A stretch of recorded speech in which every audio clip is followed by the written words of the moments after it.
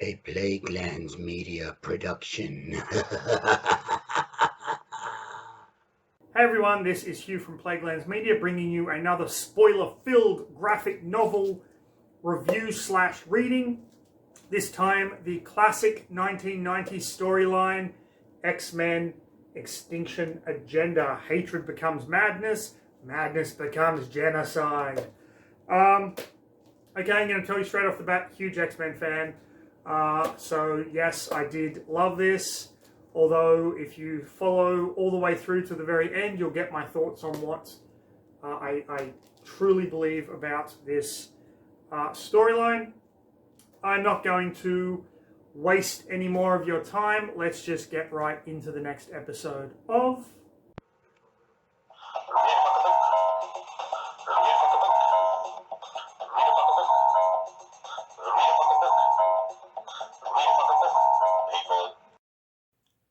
So this is the graphic novel of X-Men Extinction Agenda. This was a storyline from 1990.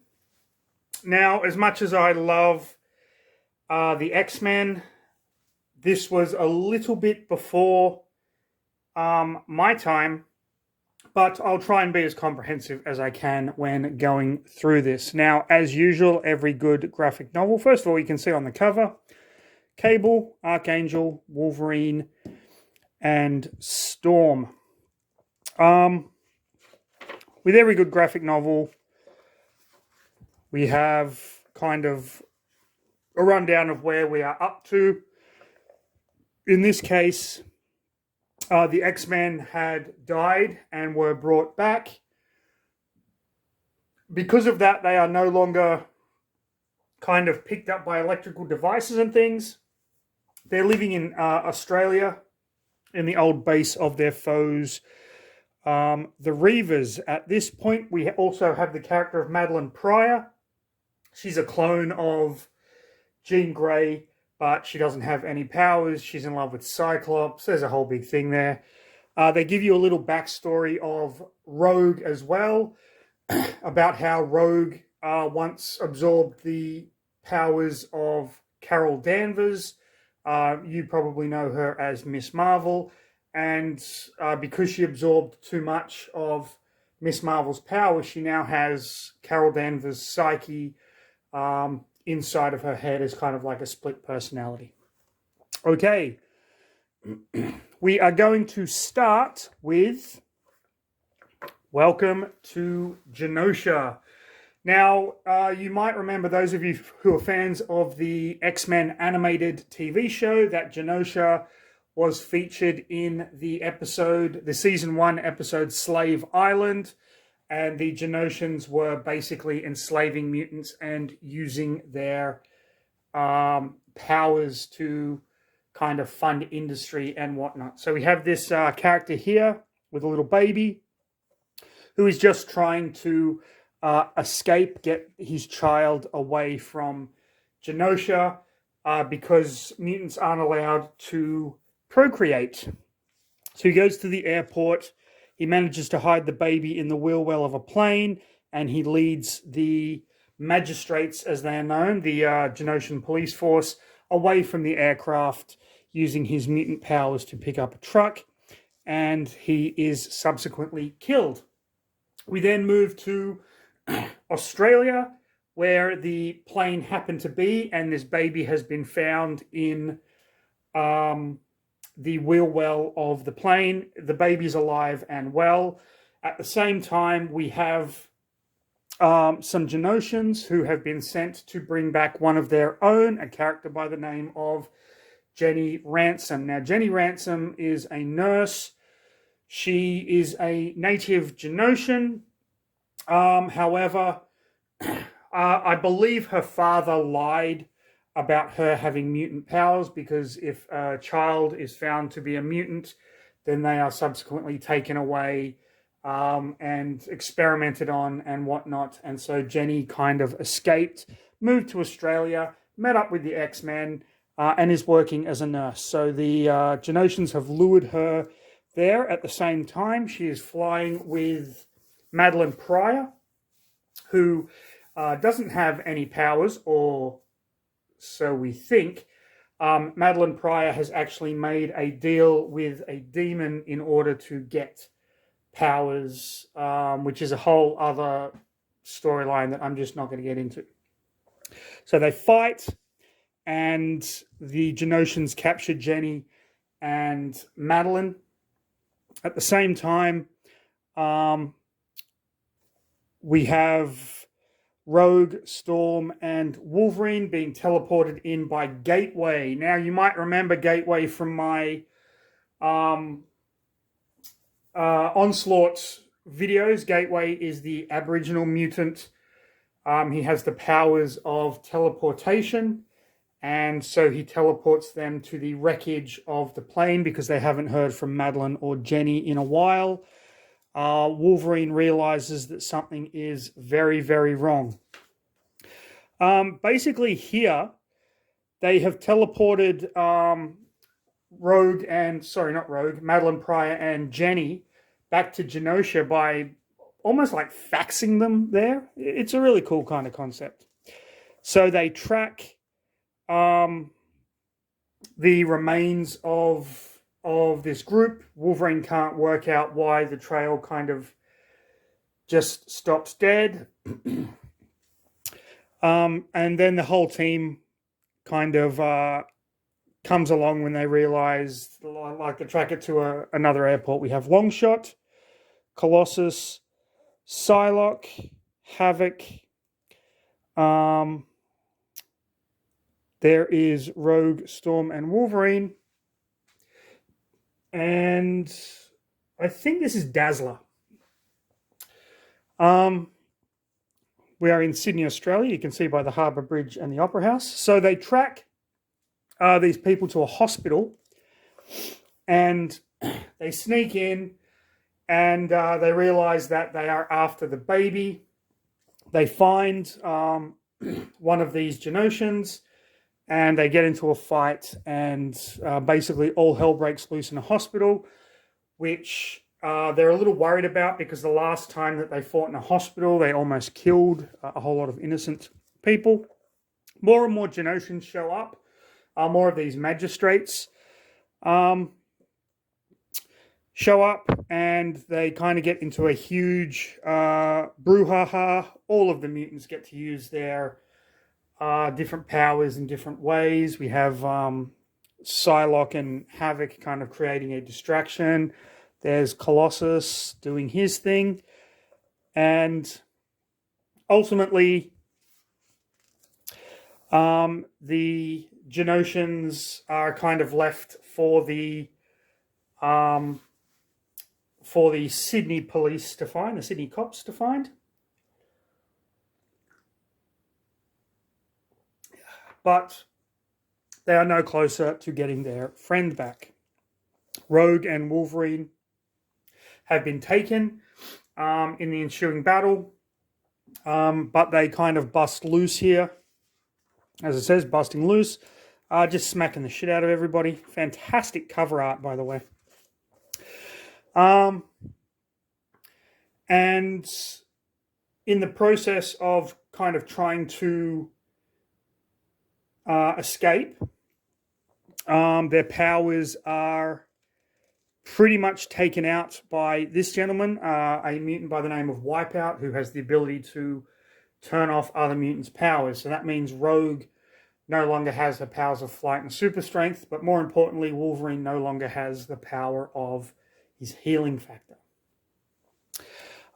We move to this character. This character is the son of the Engineer, who is the head scientist in Genosha, who experiments on all of the mutants and whatnot. And the son tells his father that you need to go into work. The office has been calling you. At the same time, we can see this mutate whose ability it is to kind of heal the ground. We get the idea that mutants are kind of slaves in this society. So the Engineer is basically told that there was a big fuck up in Australia, and that it's very likely mutants are going to come and try and find their friends. Gateway manages to teleport them to Genosha, where Psylocke uses her abilities to kind of warp everyone's mind. Now, Psylocke is a character you might not be familiar with.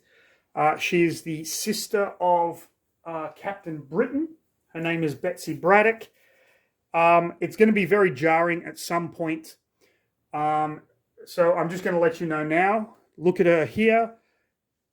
She later gets turned into an Asian ninja woman. Don't ask me how. I have no freaking idea. So they break into the jail. At the same time, the Engineer's son finds out that they're arresting the family of Jenny, and you find out that he was actually engaged to be married to her, and he's only just discovering that the family lied about her mutant power, and he kind of had no idea.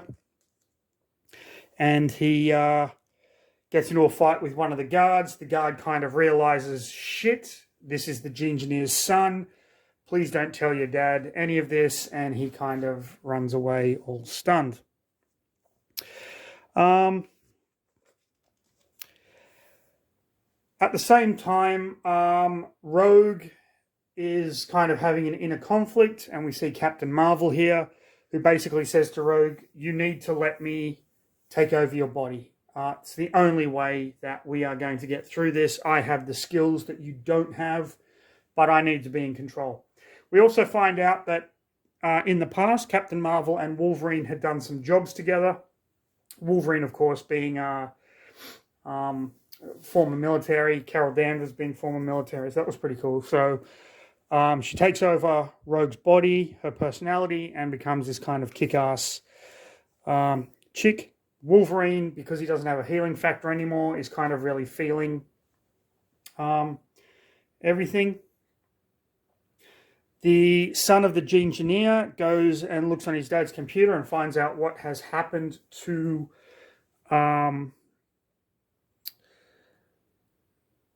Jenny Ransom. She's been turned into a mutate. They shave their heads and tattoo a number across the forehead. The father is not really apologetic. The son kind of can't understand exactly what's happened. He feels betrayed by his father. We can see Madeleine Pryor and Jenny hooked up to these machines. Wolverine and Miss Marvel kind of try to break in. Sorry, not Wolverine and Miss Marvel. Wolverine and Rogue with Captain Marvel's personality try to break in and save them, but ultimately, it proves too much. We move on to the magistrates are kind of coming for them. They discover exactly kind of what is happening. The Genosians, I should say, discover exactly what is happening, and they kind of talk about the fact that they need to keep it a secret from everyone to protect Genosha. Wolverine realizes that they need magistrate disguises. They see a mutant kind of doing their job. So they go into a bar, and the Engineer's son is getting drunk after finding out what happens, and the Engineer's son starts a fight. Wolverine uses the distraction to steal some wallets and ID cards. And then they watch as the magistrates who were fighting in the bar take the boy, and they're going to put him on the train that leads to the mutant concentration camp. Regardless of him being the Engineer's son, they say it'll sort him out, and whoever's at the other end can sort it all out on their own. So he is put on the train, which Wolverine and Rogue both kind of sneak onto.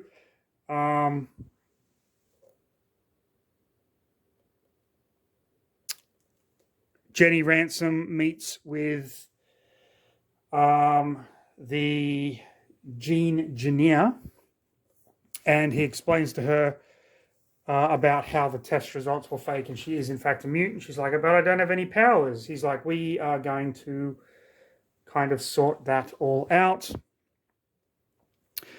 And then we have Madeleine Pryor, who is about to be experimented on when she kind of goes a bit ballistic, and you discover that she actually does have power now.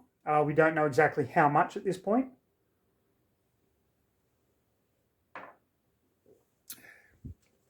The rest of the team has come to Genosha to see what they can do, and it's here that Psylocke, while trying to scan for Madeleine, gets this psychic backlash that we know how powerful kind of Madeleine is, that it floors Psylocke. On the train, Rogue and Wolverine are pretending to be magistrates. They find the boy, but the mutates, or the mutants, they're known as mutates in Genosha, kind of surround them, and that's when other magistrates come and tell them this is why you don't go on these trains unless you have a full escort. You could have been killed. They let them know that this is not a mutate. He's the son of the leading scientist of Genosha, and they are going to take him and get him out of there. Okay, so we now have this very strange opening where you see kind of a little girl,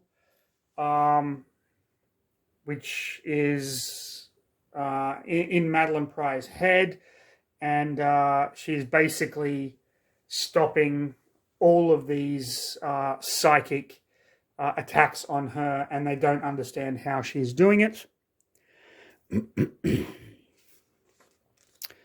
And that's because she is, in actual fact, the Black Queen. This is a character that is going to come up in later storylines. You don't really need to know a lot about her for this one, but you just need to know that she has made a deal with the devil, and now she has wicked powers. The magistrates are all talking. They want to know how she did what she did, how Madeleine Pryor managed to take out everyone, but she's not kind of giving away any of her secrets. Then we come to the mutant concentration camp, where the ruse is kind of given up because Wolverine and Rogue do not appear on any scanners, and that's how the magistrates know that they are not part of the team. There is a subsequent arrest. Madeleine and Jenny have a little bit of a heart-to-heart before Jenny is taken away, which pisses Madeleine off because they are really good friends. The gene engineer talks to his son, along with the kind of the head of the magistrates, because his son isn't supposed to know about the mutant concentration camps. That's the whole thing with Genosha, is that the humans, the general population, don't know that mutants are being mistreated. They simply think that mutants are working for the betterment of Genosha, when in actual fact they are slaves. And he knows this now, and his father says, are you going to keep the secret? And the head of the magistrates is like, you have to keep the secret now. Only a few people know this. You're one of them. What are you going to do? And the kid goes, you know what, Dad? Fuck you. This isn't the way things should be. So naturally there is kind of a little brouhaha, of course. And the rest of the team kind of catches up. Dazzler does her thing. They manage to get the boy out. Wolverine kind of gets his healing factor back by taking out Wipeout. You have them all kind of fighting. Havoc manages to find or managed to break in. He's looking for Madeleine because he and Madeleine have a thing. Which is kind of weird because she used to be Cyclops' chick, but there's a whole big issue there. Havoc, of course, being Cyclops' younger brother. Alex Summers and Cyclops is Scott Summers. Madeleine finds the Engineer. He's about to kill her. His son comes in and puts a stop to it. They make sure, like, they get everyone out that needs to be out. Psylocke wipes their minds so that none of the magistrates remember what was going on. Wolverine gives the kid an ultimatum. He has to make a choice. Is he with them or is he against them? Havoc takes down the Citadel with one blast, and the X-Men leave Genosha, telling the Genosians, you've got to make a choice. Are you going to do right by mutants or not? This was a really fantastic story. It was a great introduction to Genosha itself, which is a really fascinating exploration into kind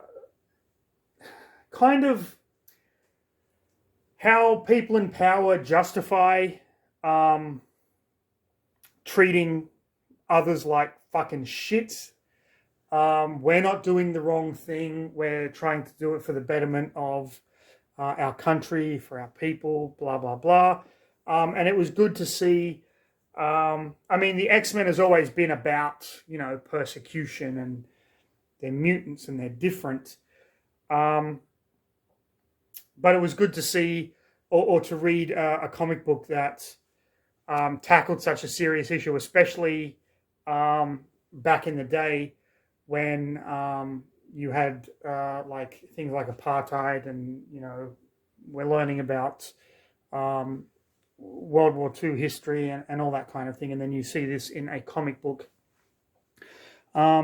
which was told really, really well. My only complaint is that this didn't have a lot of the A-list X-Men in it, but again, this was at a time when the teams were all kind of split up, and I don't know who was on the main team and whatnot. It's a small complaint, but, I just have my favorite X-Men, as people probably do. And you just want to see them in everything. Now,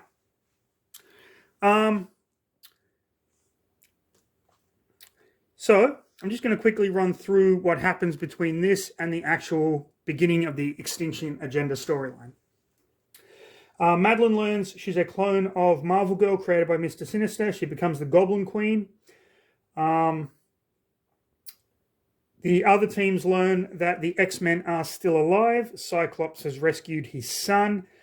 And the anti-mutant Cameron Hodge made a deal with a demon for immortality. Okay, who the fuck is Cameron Hodge? Cameron Hodge is a character that features prominently in the Extinction Agenda, but all you need to know is that he first appeared in X Factor #1 in 1986. He was an ally of the X-Men. Then he started this anti-mutant organization called the Right. He kidnapped Archangel's girlfriend, tortured her. When Archangel found out that he killed her, he killed Cameron Hodge by cutting his head off with his razor wings. Rogue was lost through the Siege Perilous portal. Longshot departed to find himself. Several X-Men were forced to escape the Reavers by passing through the Siege Perilous, losing their memories and beginning new lives. Colossus became an artist. Psylocke was found by the hand and transformed into an Asian ninja, which is weird. Dazzler was taken in by the teleporter Lila Cheney and her bodyguard Guido, befriending young Freddy Stanishek. Havoc disappeared. No one could find him. This meant that after this Siege Perilous storyline, there was no more X-Men. They had pretty much all gone. Genosians and the Magistrates and the Press Gang. That was the Press Gang were the team that the Genosians sent to bring back Jenny Ransom. They go to the US to recapture the Gene-Engineer's son and Jenny, but they are defeated by X-Factor's Beast and Marvel Girl, along with former X-Men Forge and Banshee and Colossus. This is when Genosha, I should say, starts kind of hounding the United States. You're harboring our citizens. We kind of want them back. The X-Men were beginning to kind of come back together. So we have Wolverine meeting with Jubilee. They rescue Psylocke. And then there's the three of them are a little team. Storm has been transformed into a teenage girl at this point, and she meets Gambit, and so she kind of brings Gambit into the fold. They go back to the X-Mansion, which had formerly been destroyed, and they find that Cable is leading a team of that they call the New Mutants. And so basically a lot has happened in a very short amount of time, but all you need to know is that there are certain X-Men groups out there. Genosha want their citizens back. They also want revenge on the X-Men for attacking them previously in the story that I just kind of mentioned. So we have part one of the Extinction agenda. We have Gambit, Banshee, Forge, Storm, and Marvel Girl. Boom Boom, Sunspot, Cannonball, Wolfsbane, Richter, Warlock, and Cable. X-Men, New Mutants. That's all you need to know. So, it starts with, pardon me, it starts with Genosha kind of pressuring the US as being shown on news outlets. And we have a fight between the Teenage Storm and Marvel Girl. This is in the Danger Room. And they're just trying to gauge whether Storm still has her, the extent of her powers. They're being kind of watched over by a nurse who is judging whether or not the fight is too strenuous on Storm, which ultimately it isn't. And Richter kind of wants into the Danger Room, but the X-Men are using it. So you get this idea that the X-Men and the New Mutants, while they are living underneath the mansion together, both teams are still kind of at odds with one another. Cable basically puts an end to the session by kicking the door in and saying it's time for the New Mutants to use the Danger Room. And they have a little bit of an argument, but ultimately the X-Men are like, no, it's cool. You're right. Here we get Dazzler's manager trying to get into the into Lila's mansion to see Dazzler, who in the comic books is a rock and roll star that uses her powers as like a light show on stage. And he's turned away by Lila's bodyguard, Guido. Storm and Jean Grey kind of share a moment. They share some memories. And Jean Grey kind of drops Storm off and leaves. Jean Grey at this point is a member of X Factor, which consists of the original X-Men who kind of masquerade as mutant hunters when in actual fact their job is to protect mutants. And so Storm kind of runs afoul of Wolfsbane. They get into a little bit of a back and forth argument before they are attacked by a Genosian magistrate. The kids try to fight. The New Mutants and the X-Men that are in the underground kind of bunker area try to get there, but Storm seals the hatch so they can't partake in the battle, and ultimately more of the Genosians come, and as hard as they fight, the Genosians manage to kidnap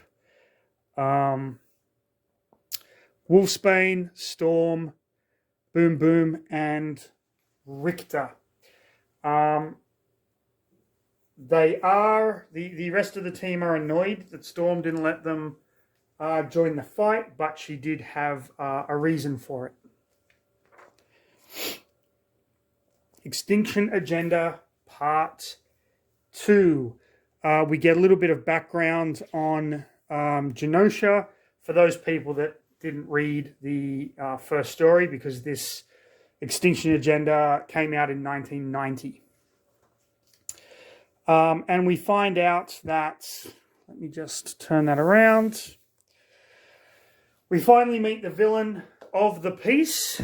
You know who you are. This is Cameron Hodge, at least the head of Cameron Hodge, that is on the body of this kind of giant big cyborg alien monster thing. Before he was decapitated, he made a deal with a demon for immortality, and now he is on Genosha, and he plans to basically destroy mutant kind.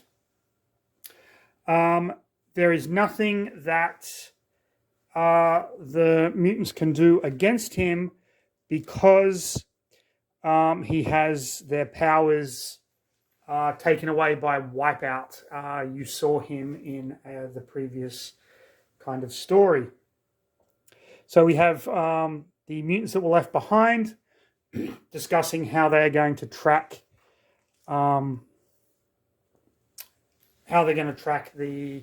their kidnapped friends and what they are going to do. At this point, Warlock, who is... Oh, okay. So Warlock is a character who was part of, like, the Technocracy, I think it was called. Basically, he was created by infusing a living being with a techno-organic virus. So he has, like, computer abilities and morphing powers and all that kind of thing. When the Genosians transported them via their little fax machine doohickey, it kind of fucked him up. So he's not doing well. Cameron Hodge comes back, does his little rant, and they kind of realize that, you know, bad shit's happening. Now, Cameron Hodge at this point has one purpose, and that's to take Warlock and get his morphing abilities. If he has his morphing abilities, he can basically do or become anything. The other mutants basically don't really know what to do. Warlock manages to escape and tells them he will try and get them out of there. And he manages to bust open the force field kind of jail cell. and they all make a run for it. At this point, the X-Men arrive. We have Archangel, Beast, Iceman, Cyclops, and Jean Grey / Marvel Girl, and they want to help. They want to kind of work out what's going on and help the New Mutants and the X-Men. At this point, they are X-Factor. So we have X-Men, X-Factor, New Mutants, all kind of working together. Richter and Wolfsbane are running. Wolfsbane wants to go back to get Warlock. Richter doesn't think that is a good idea. So Richter's ability, his mutant power is he can create like earthquakes, seismic charges, very much like the villain Avalanche. Wolfsbane is a fucking werewolf. So I don't think you get much cooler than that. They share a kiss and split up, and Wolfsbane decides to go back to get Warlock. But ultimately,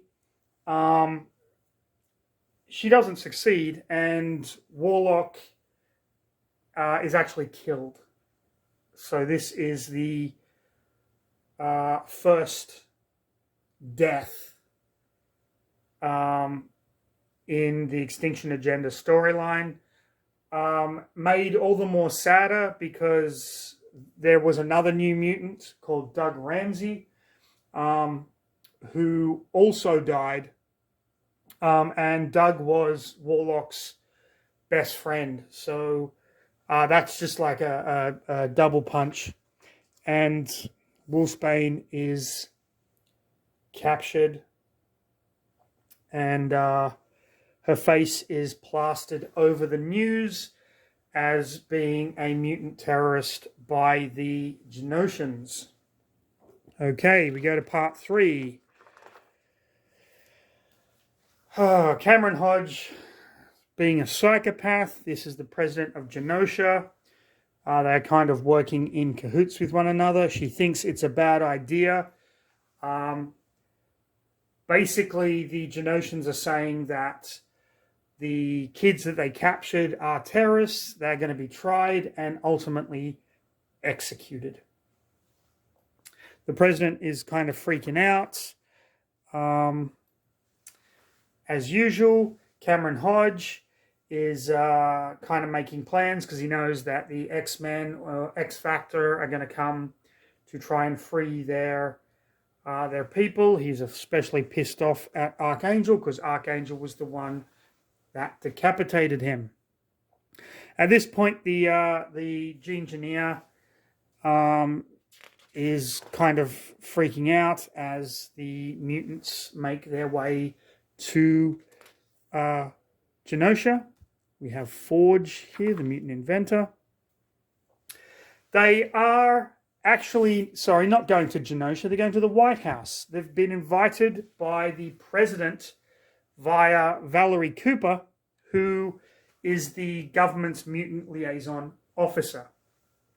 Now, the president meets them secretly, doesn't want an international incident, but does want their people back. So it's one of those covert operations. If you get captured or if you get caught, we will deny everything. And so while X-Factor are meeting them to get an idea, the New Mutants are kind of gearing up. They've found out that Warlock is dead, and they are super pissed off about it, especially Cannonball. So they are basically getting ready to go off and rescue their friends from Genosha, and the government is giving the mutants as much information as they can, and pretty much has given them the go-ahead. So before they leave, the nanny, I guess, comes and brings Cyclops' son to him, and the nanny, I guess, is dating Iceman. Not really sure who this character is. Not really sure who the kid is. Again, this was a little before my time, but there you go. Cameron Hodge is going apeshit. You're going to find that that is a common theme through the Extinction agenda, that Cameron Hodge is just fucking batshit crazy, making him, in my opinion, one of the most dangerous villains that the X-Men have actually gone up against. And when I say X-Men, I don't mean like just the team X-Men. I mean all the mutant teams: Excalibur, X-Factor, X-Force, blah, blah, blah, blah. Doesn't matter. They land in Genosha. They head inland. There's a mutate watching them. They realize that it is a trap, and the magistrates come and basically start fighting them. At this point, one of the magistrates uses a plasma blast, revealing himself to be a mutant, which hits Cyclops, but it doesn't affect Cyclops. Cyclops uses his optic blast, hits the magistrate, doesn't affect him. Why not? Because the magistrate is Havoc. Remember, Havoc went missing through the Siege Perilous. He is now a brainwashed slave of Genosha. Beast, Sunspot kind of do their thing. Cyclops tries to beat some sense into his brother, but it ultimately doesn't work. And the mutants are like Richter and Storm and Boom Boom are all trying to escape the Genoshan compound. At the same time, Scott Cyclops realizes what the stakes now are, and they formulate a plan to rescue the mutants, but Cameron Hodge is one step ahead of them. Okay, now we move on to part 4 of 9 for the Extinction agenda.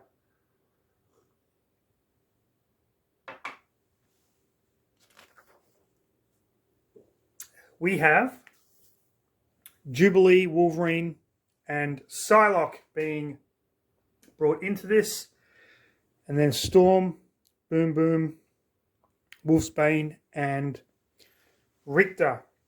So Richter and Boom Boom are being chased by magistrates when Wolverine, Jubilee, and Psylocke appear and kick the shit out of them because they still have their powers. Now, how did Wolverine, Psylocke, and Jubilee arrive on Genosha? No fucking idea. They never tell you. Doesn't matter. They are cool.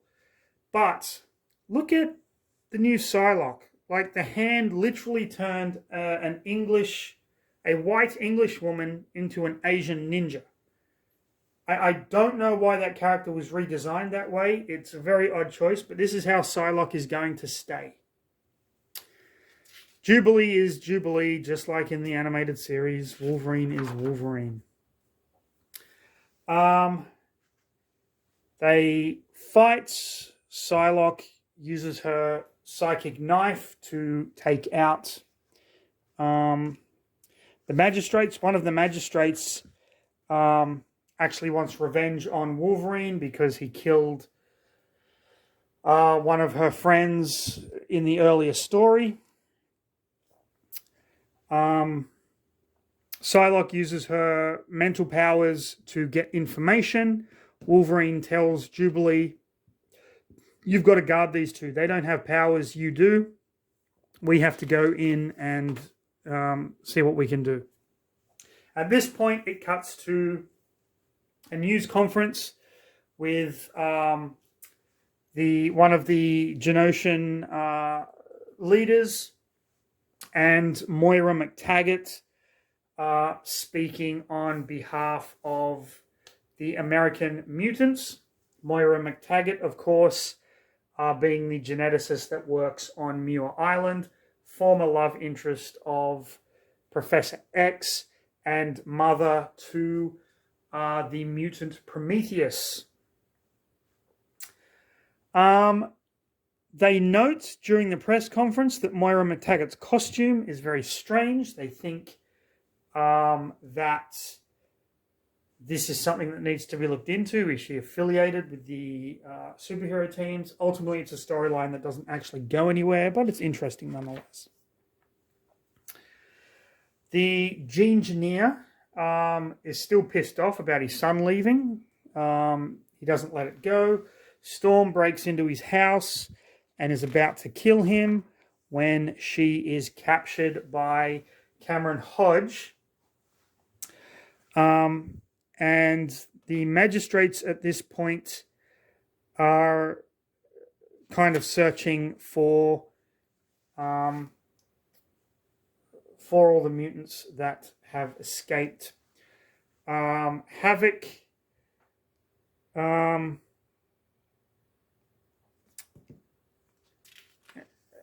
is discovered by Psylocke and Wolverine when they break in. There's a little bit of a back and forth, and ultimately Psylocke stabs him in the head with her telekinetic dagger, hopefully jogging his memories. At the same time, Cameron Hodge ambushes them.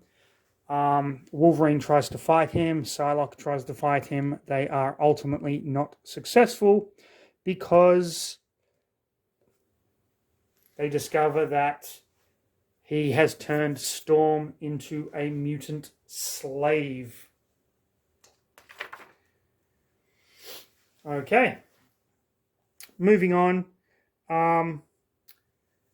The capture of Wolverine and Psylocke is basically shown to all the citizens of Genosha.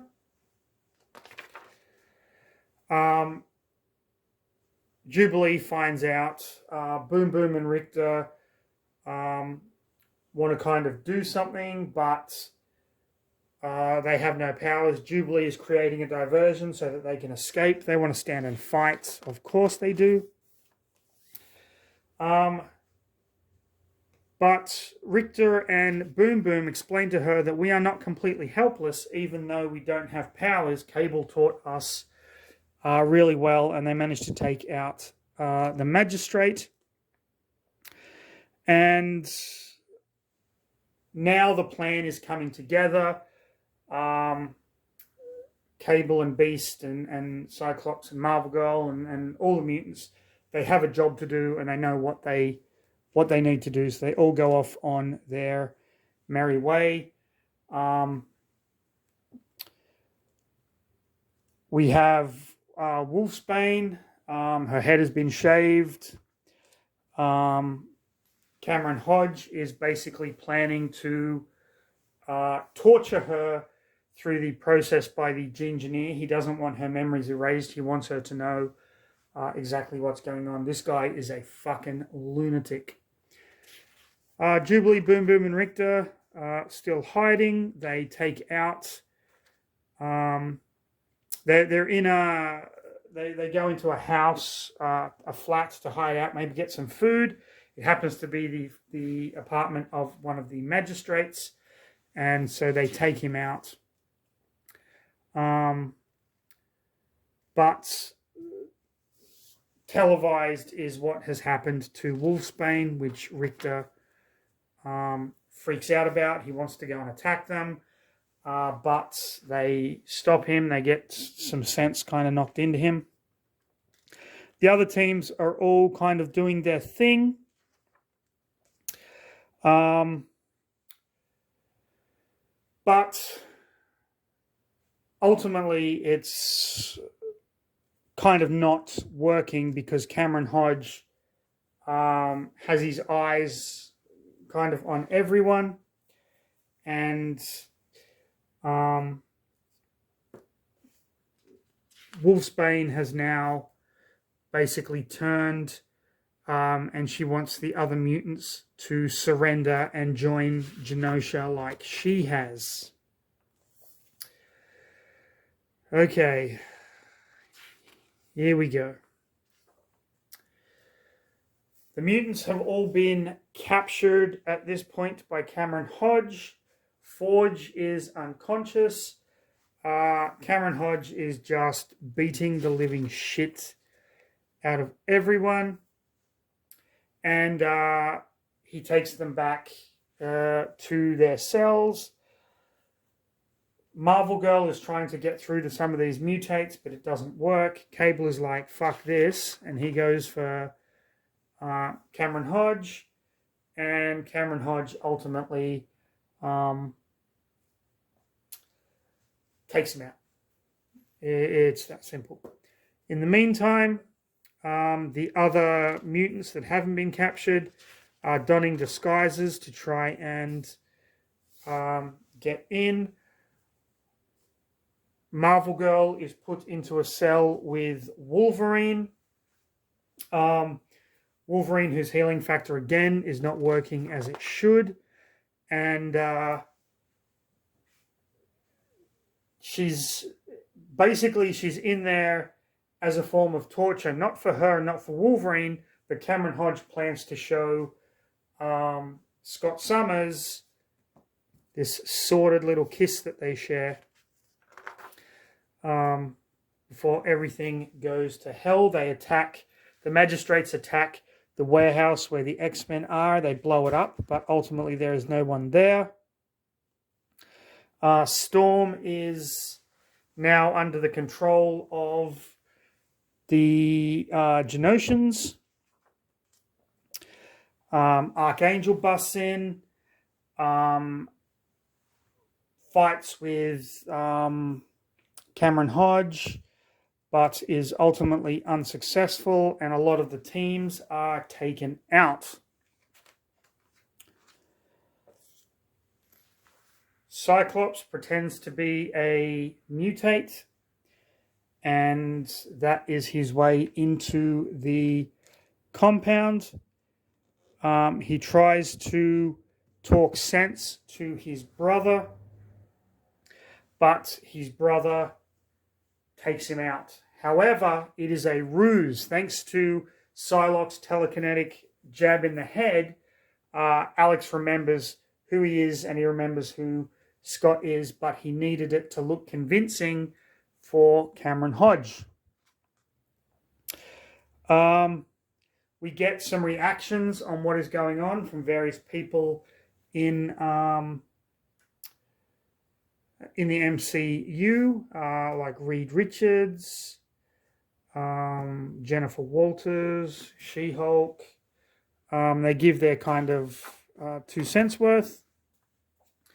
And now the X-Men are being put on trial. We have Iceman, Sunspot, Archangel, Marvel Girl, Cyclops, Beast, Cable, Cannonball, Banshee, Wolverine, Psylocke, and Gambit. They're going to be tried, found guilty, and executed. Wolverine tries to fight back, of course. No good comes of it. Cameron Hodge has them taken to his lab, where they make a valiant effort, especially Gambit managing to escape, freeing Cable. Ultimately, a lot of them still remain in custody. Now it gets like this just becomes one giant shit fight. Cameron Hodge is controlling kind of Archangel's wings. So he forces Wolverine and Archangel to fight for his sadistic pleasure. Jubilee is still with Boom Boom and Richter. At this point, Psylocke manages to get free and starts attacking Cameron Hodge. It's not kind of working. Gambit, who had been pierced by one of Cameron Hodge's kind of projectiles, uses it to free himself again. There is a huge fight, of course. All the mutants are now kind of running free and doing their thing. And Storm discovers that not only has she broken free of being a mutate because the Gene Engineer has used her to take... His main goal is to use her to take out Hodge, but her touch can restore the powers of other mutants. So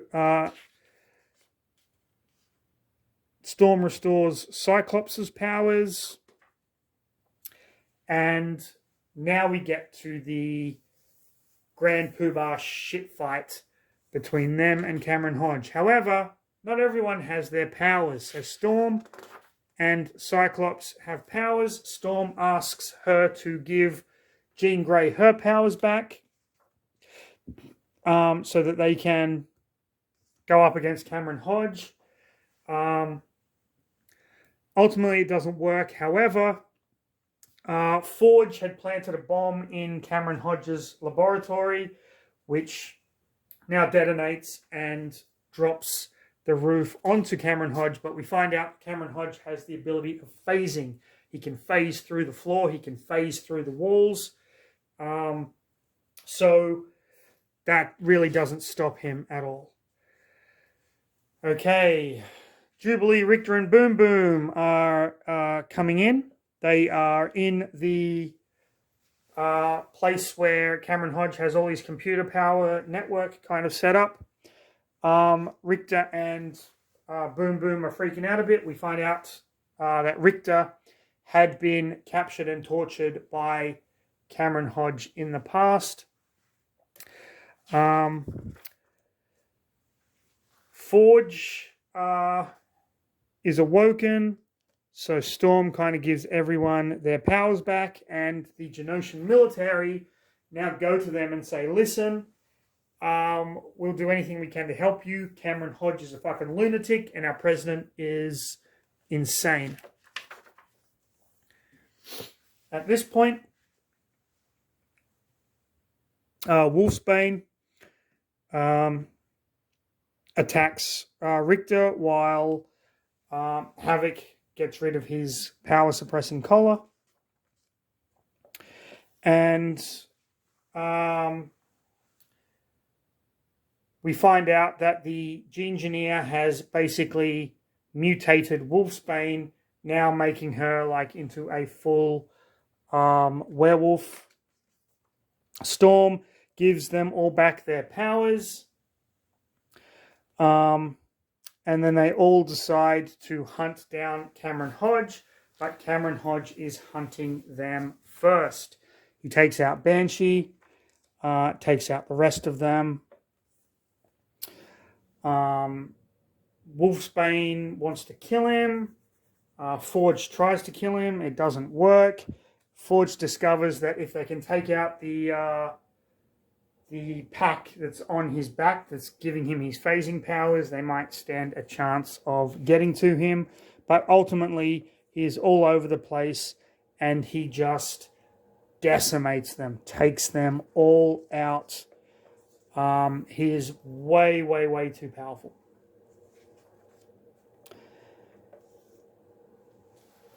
There are only a few of the X-Men left to hunt down Cameron Hodge.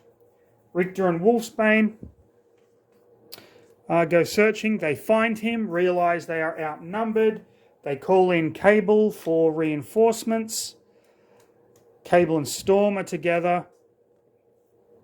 Wolfsbane tries to bite through Cameron Hodge's neck cords, but it doesn't work.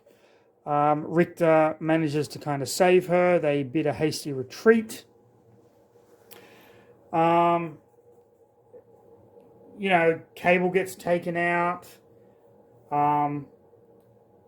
Scott, Wolverine, and Marvel Girl, along with Archangel, are there. Wolverine's too injured. He's out of the fight at this point. Scott wants him to protect Jean Grey. Jean Grey's like, thank you, but shut the fuck up. Thank you, but shut the fuck up. I'm Jean Grey. I can do it on my own. She drags him with her. Storm and Archangel are now fighting Cameron Hodge. Of course, he beats the shit out of them and gloats about it. Havoc comes along and smashes him. He knows who he is now. They all decide to attack together. Wolverine gets impaled. Everything is just going to shit here. And so Havoc and Scott pursue Cameron Hodge to the roof, because Cameron Hodge is like, fuck you, I'm all out of here. And they pursue him to the roof, where they proceed to attack him, while down below the rest of the X-Men look on. They ultimately manage to sever his head, but because he made a deal with the devil, that doesn't actually kill him. And they blow the head off the roof, but he manages to capture Alex, and Alex falls while Cyclops is holding on to him. He doesn't want his brother to fall. Cameron Hodge is like, the ledge is crumbling. Ha ha ha, I fucking won. Jean Grey's like, no, you didn't. I'm a telekinetic, you fucking idiot. And his head falls all the way down and lands at Wolfsbane's feet. And Wolfsbane just rips the head to shreds. But again, that doesn't kill him because he made a deal with the devil. So Richter just brings the entire fucking building down on top of him. The Genosian military have put the president in a mental asylum at this point and have basically said, we will control Genosha until we can have a fair election. The X-Men are like having none of it, but Wolfsbane decides to stay on Genosha and Havoc decides to stay on Genosha. Wolfsbane feels like she is one of them now because she is technically a mutate. And they take the ashes of Warlock and spread them on the grave of his best friend, Doug Ramsey. And then we get a little hint that maybe Warlock isn't dead after all. Okay, what did I think of the Extinction Agenda? This was pure 90s X-Men. A lot of exposition, a lot of dialogue, great art. The story itself, little confusing in some parts. While I do love Genosha as a plot point, and I love Cameron Hodge as a villain, I felt personally that it was a little underwhelming. Cameron Hodge will ultimately go on to become part of the Phalanx Covenant, a reoccurring thorn in the side of the X-Men. Here, he was too much mad scientist, in my opinion. He wants to wipe out mutant kind. He's got this crazy mad hatred of the X-Men, blah, blah, blah. His motivation was a little bit weak, especially when if you hadn't read the previous stories, you don't know that Archangel killed him, or why he killed him, or why Cameron Hodge turned on the X-Men in the first place, why he started the anti-mutant organization, the Right. Great villain, dangerous villain. I love that. The story itself, a little bit predictable, I guess. And I'm sorry, but having Storm just be able to touch the mutant and they get their power back, what? I don't know. Just a little too convenient for my liking. However, still a great book. So yeah. If you enjoyed it, like, subscribe, leave a comment. Who was your favorite X-Man in the story? Did you watch the animated TV show back in the day? But until then, I'm just going to say this. Could you please Read a fucking book, people.